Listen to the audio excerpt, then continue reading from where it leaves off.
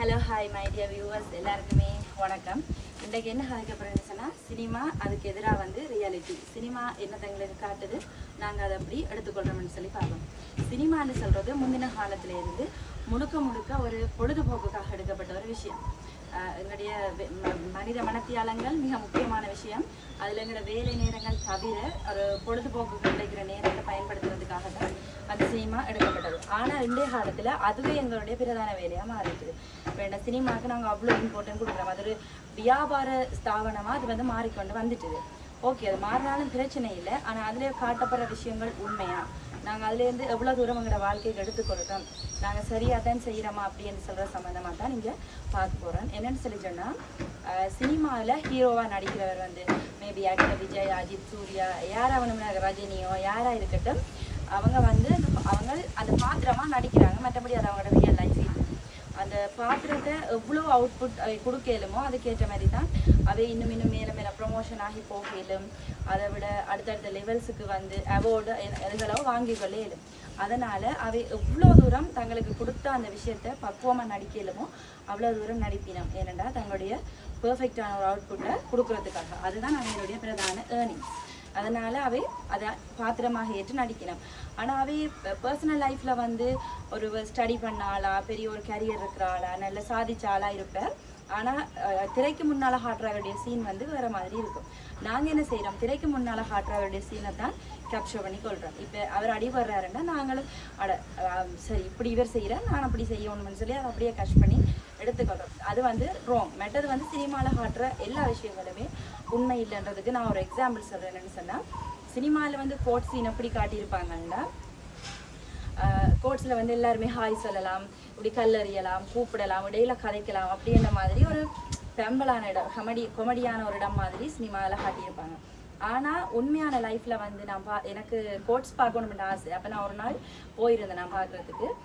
போன இடத்துல ஒரு அப்பா தண்டை பிள்ளையை வந்து இப்படி தூக்கி வச்சுருந்தவர். அந்த சின்ன பிள்ளை வந்து அந்த நீதிமன்ற வளாகத்துக்குள்ளே இருந்த ஒரு இலையை பிடுங்கிட்டுன்னு சொல்லி உடனடியாக அவைக்கு குற்றம் எழுதி காசு பே பண்ணவே. அந்த இலையை சின்ன பிள்ளை உண்டு இலையோ அதில் இருந்த காயினத்தையோ பிடுங்கிட்டுன்னு சொல்லி அதே வந்து குற்றமாக கன்சிடர் பண்ணுற நேரத்தில் ஒரு ஜட்ஜோ லோயருக்கு முன்னால் அந்த நாங்கள் கண்ட பாட்டு கிளம்பி வந்து காய்க்கிறன்றது ஒரு பிள்ளையான விஷயம். சினிமா வந்து அட் பண்ணுது. ஏன் அவைக்கு வந்து தங்களோட துறையில் தாங்க வளர்ந்து கொண்டு போகணும், தங்களுக்கு அதை காட்டணுன்றதுக்காண்டி அதை வந்து அட் பண்ணினோம். நாங்கள் என்ன செய்கிறோம், அது ரியாலிட்டின்னு சொல்லி எடுத்துக்கொண்டு அதை ஃபாலோ பண்ணுறோம். ஆனால் அது வந்து ராங். இப்போ இங்கே வந்து சினிமாவில் காட்டுற கோட்ஸும் ரியாலிட்டியில் காட்டுற கோட்ஸும் வந்து சரியான டிஃப்ரெண்ட். அப்போ வந்து சினிமாவில் கொடுக்குற எல்லாத்தையுமே நாங்கள் அப்படி எங்களுக்கு கேப்சர் பண்ணி எடுத்துக்கொள்ளக்கூடாது. சில விஷயங்களை நாங்கள் நிதானிக்கணும், இது சரியா பிள்ளையாண்டு. அதே மாதிரி இன்னொரு விஷயம் என்னென்னு சொல்கிறேன்னு சொன்னால், ஒரு பிரபலமான ஆக்டர் ஒரு ஆள் நடித்த படத்தில் வந்து புக்குக்குள்ளே இப்படி வெட்டி அதுக்குள்ளே கன் வச்சு ஒரு சீன் உண்டு, ஃபைட் சீன் ஒன்று வந்திருக்கும். அண்மையில் எங்களோட இலங்கையில் கொழும்பில் நடந்த ஒரு வழக்கில் இதே மாதிரி புக்கில் கன் வச்சு ஒரு சீனோட நடந்தது.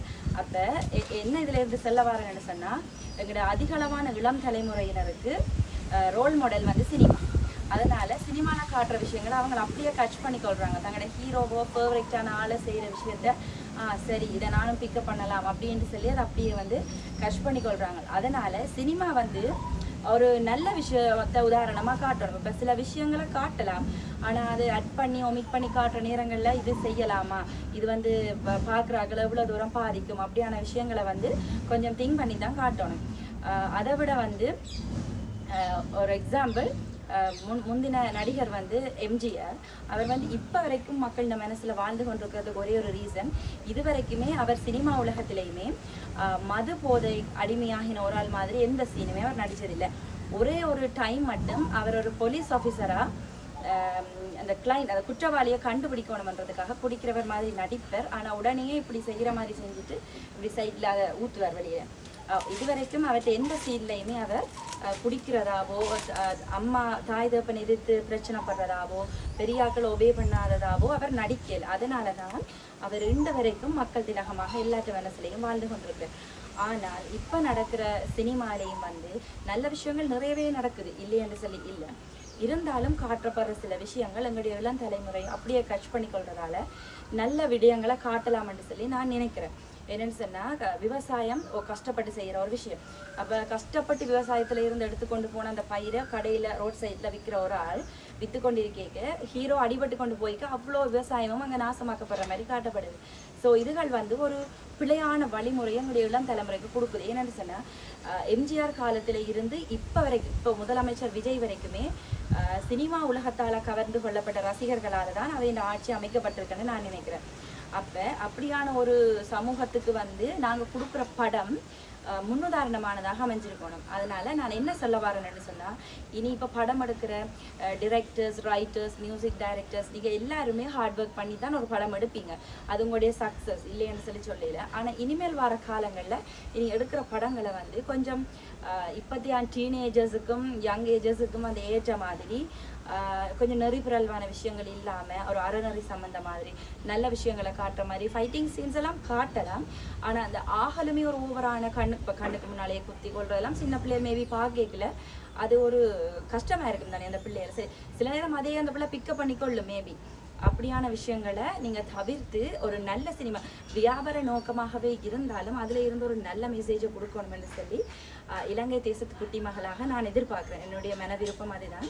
அதே மாதிரி ஹீரோஸுமே வந்து உங்களுக்கு கிடைக்கிற கதாபாத்திரங்களை நீங்கள் எவ்வளோ தூரம் பெர்ஃபெக்டாக நடித்து அதை கொடுக்குறீங்களோ அதுக்கேற்ற மாதிரி அது நல்லதா, என்ன சூழ்ந்திருக்கிற ஆட்கள் வந்து அட்ராக்ட் பண்ணினா நான் நடிக்கிறது சரியா, இப்படி எடுக்கலாமான்னு சொல்லி கொஞ்சம் திங்க் பண்ணி நடிச்சிங்கன்னு சொன்னால் இப்போ வர இளம் தலைமுறையும் அதை பார்த்து கொஞ்சம் பக்குவமாக நடந்து கொள்ளும்.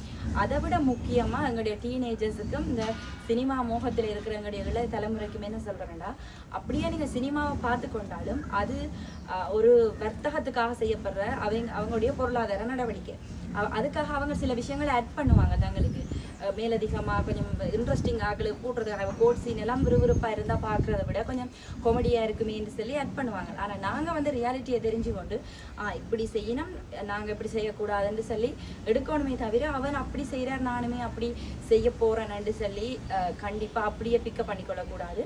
ஸோ நீங்களுமே உங்களுடைய வாழ்க்கையில் சினிமா தான் வாழ்க்கையாண்டி இருக்காமல் அதை பார்த்து அதில் இருக்கிற விஷயங்கள் ஓகேயா இல்லையாண்டு விமர்சனங்கள் செய்து தான் பிக்கப் பண்ணிக்கொள்ளணும். ஸோ எல்லாருக்குமே இந்த இலங்கை தேசத்து குட்டி மகள் என்ன சொல்ல வாரேன்னு சொன்னால், இனிமேல் வரப்போகிற காலங்கள் எங்களுடைய வாழ்க்கை காலங்கள் நல்லதாக அமைய எங்களுடைய ஒவ்வொரு முயற்சிகளும் சிறப்பாக அமைய வேணும் என்று கேட்டுக்கொள்கிறேன். பாய்.